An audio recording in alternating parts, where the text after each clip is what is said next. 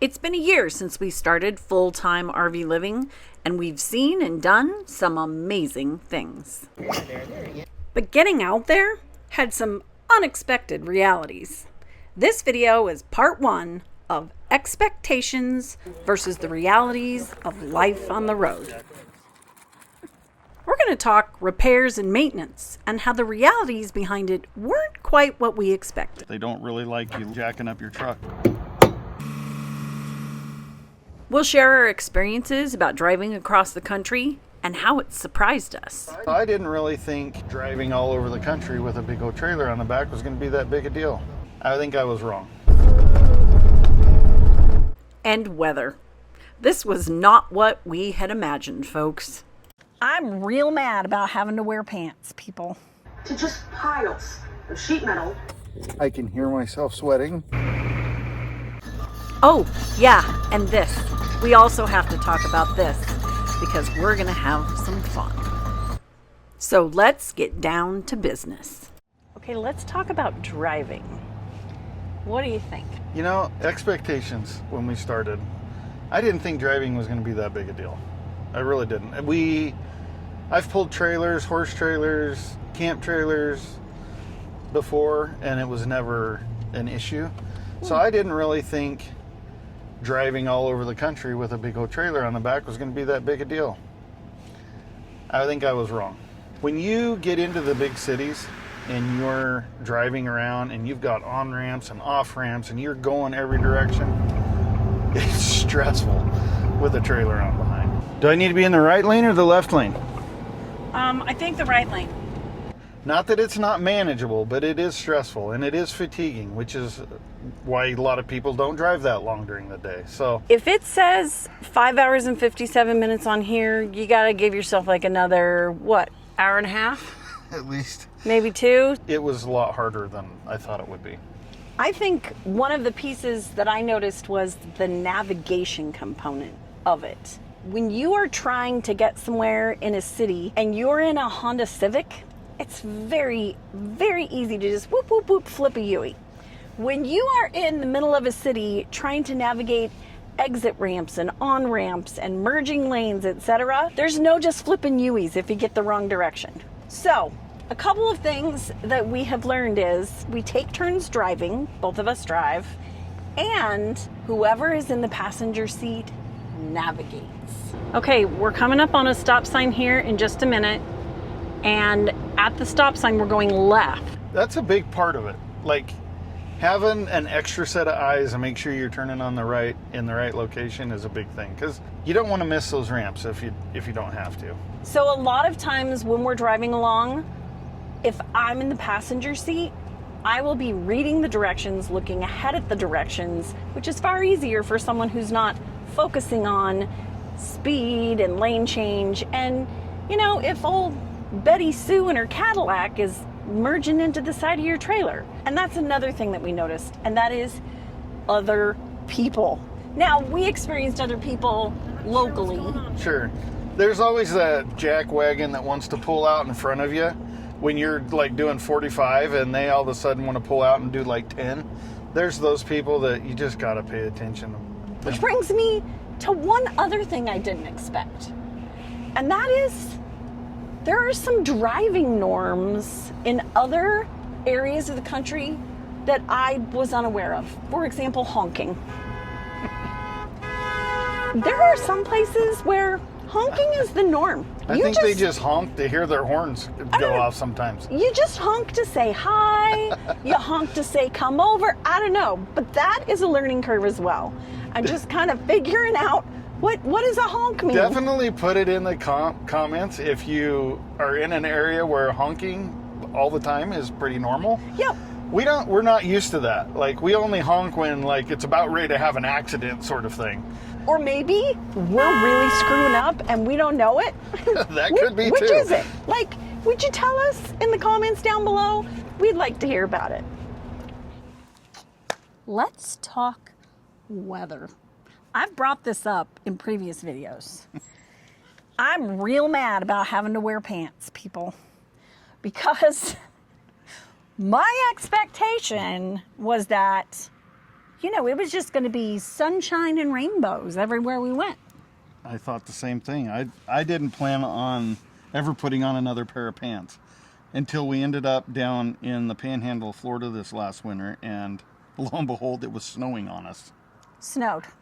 Yeah. Now, granted, it wasn't snow like we're used to, but it still snowed. It was cold enough that you needed pants. Yeah, and I'm going to be honest. I only own 2 pair of pants because I got rid of all of them. When all of a sudden, I'm like, holy crap, I need pants on right now. Yeah. And I think the other piece, it wasn't just snow in Florida. It was the thunder and lightning. Yeah, I tell you what, the thunderstorms and rain in the east, that means business. Yeah, you all are for real out there. Yeah, no kidding. And the wind, and obviously tornadoes. We had to come through Tornado Alley and dodging and weaving, and when we hit the road in the RV, I can't say that I was prepared for that. Didn't really think, we're like, it won't ever happen. We'll be fine. That stuff it's not going to come near us. We're currently here in Oregon, which is where we're from, and we have fire. It's lot summer. of fire. It's summer, and it is, everything around us is on fire right now. Lots and lots of smoke. So smoky, we cannot see the Cascade Mountain Range. So smoky, we can't see down through the valley where we're staying right now. We're used to fires. That's our natural disaster here. Is wherever you go, learn about the weather. What kinds of natural disasters do they have there? And don't be afraid to ask people who live there. Yeah. For example, when you pull in to an RV park and you know that tornadoes can happen there, Make sure you know where the shelter is at. ask the front desk at the resort where you're staying or the park where you're staying, or what's protocol for this, because Right. preparing yourself for weather in local areas, we weren't expecting to have to do that, and you really do. So let's talk repairs and maintenance. What kind of things we expected to have to do? For example, wheel bearings. Yeah, so I mean, that's part of owning a trailer. Is, every 10 to 12,000 miles you need to pack wheel bearings. Yeah. So that's a given. Rotating tires. Rotating tires, I try to do that about every other oil change. I like to rotate the front tires. On a dually, you don't really have to do the back tires as much, but you need to keep the front tires rotated. Yeah. So I do that every couple oil changes or something like that. Yeah. Oil changes. Oil changes themselves, I go about 6,000 to 7,000 miles between oil changes. I'm running full synthetic. I could probably go more than that. We changed the shocks. I changed the shocks. Yeah, truck's got 45,000 miles on it. Had the factory shocks, so I put some new Bilsteins on it. So far, I'm pretty happy with them. Even things like changing your cabin filters and your engine filter. Am I right? Is it an engine filter? Yes.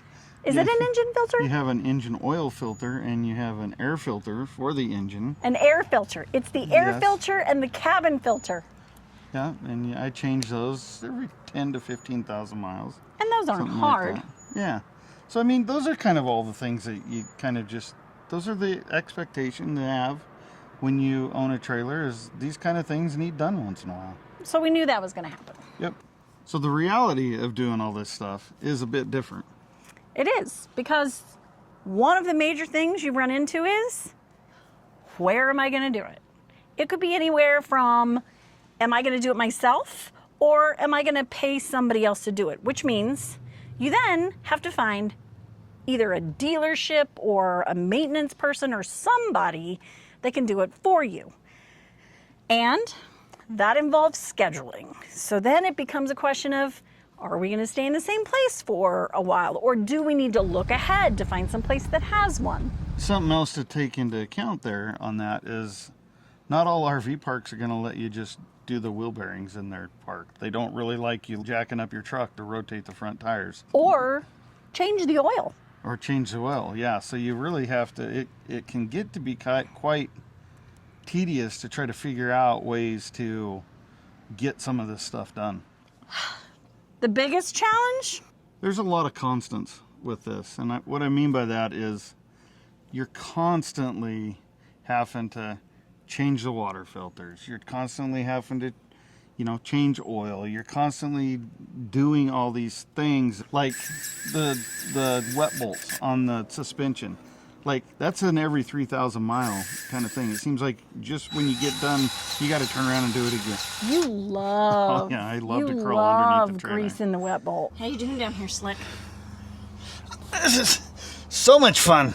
Even though I knew all of these maintenance tasks would need to take place and everything, it feels like we do it a lot. It's a lot more than I kind of anticipated going into this. And so much more like having to be aware of things all the time. Definitely, you got to be aware of all the systems all the time. Like every time I stop, I'm checking hubs to make sure we don't have a hub overheating, or getting under the trailer and looking at the springs and make sure we don't have a broken spring or a wet bolt. It's just always being at a heightened alert of everything that could go wrong, because let's face it, if something goes wrong, it usually can be really expensive or even shut you down if your rig has to go into a repair facility. So it's just, you constantly want to make sure that you're staying on top of things. This goes back kind of to the wear. A lot of parks aren't too keen on you washing your rig because they don't want water everywhere, which makes sense. But sanitizing tanks, I still haven't even sanitized our tanks yet, and we've had the thing for a year. That's why I'm sick. I've constantly changed the filters though, so we're good on the filters. Good. But as far as sanitizing it, we have a 150-gallon tank. So to fill that up, run it in your system and everything, let it sit for 8 hours, and then completely flush the system. A lot of parks aren't going to be too happy with you dumping 150 gallons of bleach water all over the pad that you're on. And then you got to turn around and fill it again and then flush it. So, I mean, you're taking 300 gallons, 450 gallons of water before you actually get it cleaned out and run through there. When you're doing this full time, there's some challenges you got to try to overcome for sure. Logistics would be a reality that I hadn't expected so much. Yeah. How, where, will they let you, those sorts of things. Yeah. And don't get me wrong, I sound like maybe I'm complaining a little bit, but it's all worth it. It's definitely worth it, but it can be a challenge for sure. So we've thrown all this at you like, oh, it can be a problem. Like, this didn't meet our expectation. This is a rough reality. But one of the ways you can solve that is finding a place that's kind of a home base for you where you can do a bunch of these tasks. And our home base has been my brother's place. We kind of planned ahead for that, with knowing that we were going to be coming. I saved up a lot of the maintenance to do while we were at home. Yeah. So that made it a little bit more convenient for us for sure. But, for sure. But going, once we leave here, I don't know when we're going to be back. It may be a year and a half before we're ever even back here. So we're going to still have to figure out how to get some of this stuff done out on the road for sure. So if y'all have any place on the East Coast and you'd like to invite us to come, mooch dock at your house so we can get all of this done, about a year from now, you just let us know. If you've watched our last few videos, I'm sure you've noticed the equipment in the back. And what good's staring at it if you don't get to play with it?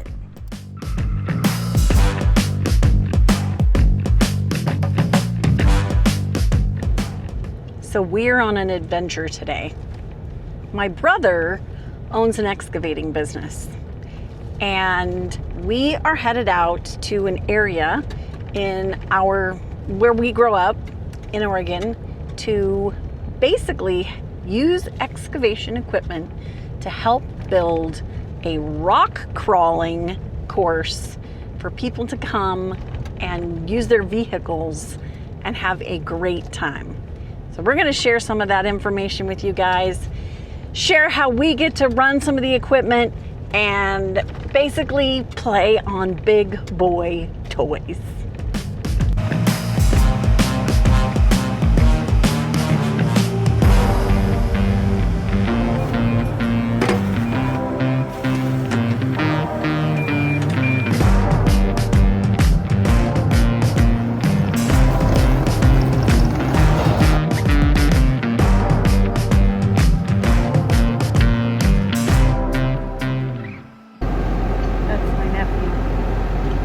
He's been running these things since he was old enough to walk.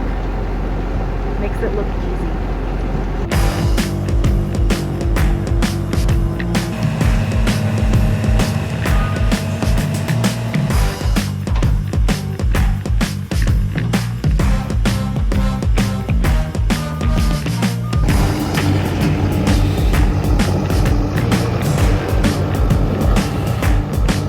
Okay, I'm gonna give this little giz whipper a whirl. I am basically going to be raking rocks. I gotta pick up rocks in the bucket. So, let's see what we can do. Okay, y'all. This is a shit ton harder than it looks, just in case you wondered.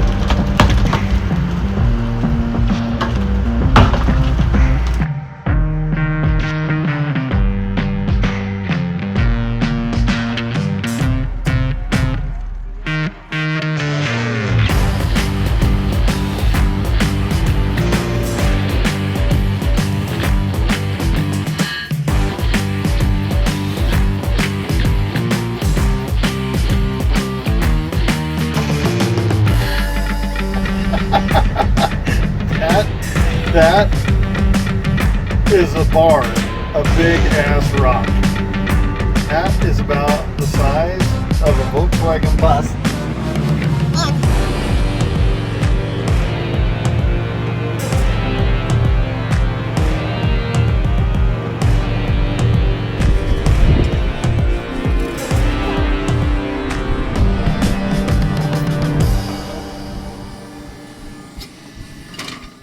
And this is why we're moving the rocks.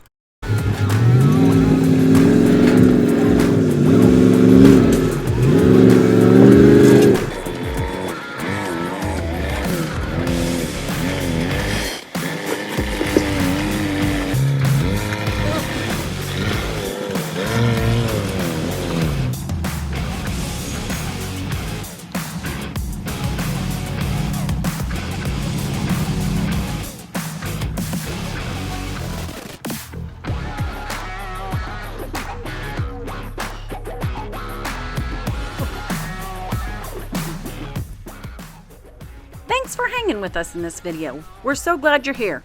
Don't forget to give us a thumbs up if you like the content and leave us a comment about what you thought. And make sure you come back next week for part 2 of Expectations and Reality. We're going to talk about how expenses met our expectations, the truth to booking sites, and the most exhausting thing we've ever done.